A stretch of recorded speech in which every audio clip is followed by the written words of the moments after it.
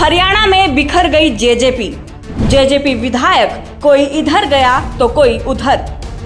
विधानसभा चुनाव में जेजेपी की राह आसान नहीं।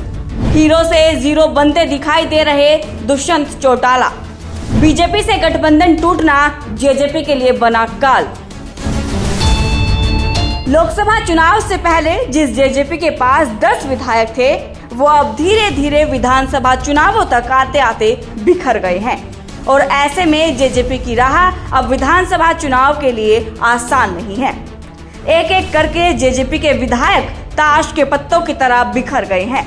किसी ने कमल का साथ दिया तो किसी ने कांग्रेस का हाथ पकड़ा। जिस पार्टी ने हरियाणा में 2019 के विधानसभा चुनाव में धमाकेदार प्रदर्शन किया, वही पार्टी अब 2024 के चुनावों में जीरो पर जाती दिखाई दे रही है। भाजपा से गठबंधन टूटने के बाद से ही जेजेपी के विधायकों में भगदड़ मची हुई थी और आलम अब ये है कि जेजेपी के पास बस 3 विधायक हैं, जिसमें खुद उच्चाना से विधायक दुष्यंत चौटाला, बादड़ा से विधायक उनकी मां नैना चौटाला और जुलाना से विधायक अमरजीत ढांडा हैं। इसके अलावा जेजेपी के 7 विधायक जेजेपी का साथ छोड़कर कांग्रेस और भाजपा में शामिल हो चुके हैं या फिर होने वाले हैं। फिलहाल शाहबाद से रामकरण काला कांग्रेस में शामिल हो चुके हैं। हालांकि बाकी बचे विधायक किस पार्टी की ओर रुख करेंगे, ये देखना दिलचस्प होगा। अगर बात 2019 विधानसभा चुनाव की जाए तो उस वक्त जेजेपी ने 10 सीटें जीती थी और बीजेपी ने 40। ऐसे में बहुमत का आंकड़ा 46 का था, जिसके बाद दोनों दलों ने साथ आकर गठबंधन की सरकार बनाई। मनोहर लाल खट्टर लगातार दूसरी बार मुख्यमंत्री और दुष्यंत चौटाला उप मुख्यमंत्री बनाए गए थे। उस वक्त दुष्यंत चौटाला किंग मेकर बनकर उभरे थे। सरकार दोनों साथ मिलकर चला रहे थे तो जेजेपी कोटे से अनूप धानक श्रम और रोजगार राज्य मंत्री और देवेंद्र बबली पंचायत मंत्री बने।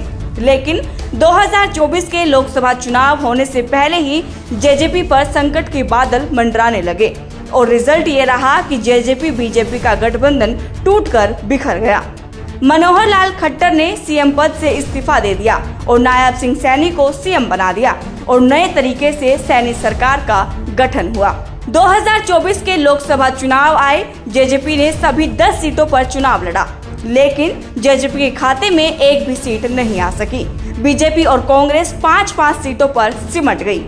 कभी देवीलाल के समर्थक रहे कांग्रेस के जयप्रकाश उर्फ जेपी ने जाट बहुल हिसार सीट पर ताल ठोकी और चौटाला परिवार के 3 सदस्यों को हरा दिया, जिनमें भाजपा से देवीलाल के बेटे रंजीत सिंह, इनेलो से ओम प्रकाश चौटाला की बहू सुनैना चौटाला और जेजेपी से नैना चौटाला को हार का सामना देखना पड़ा।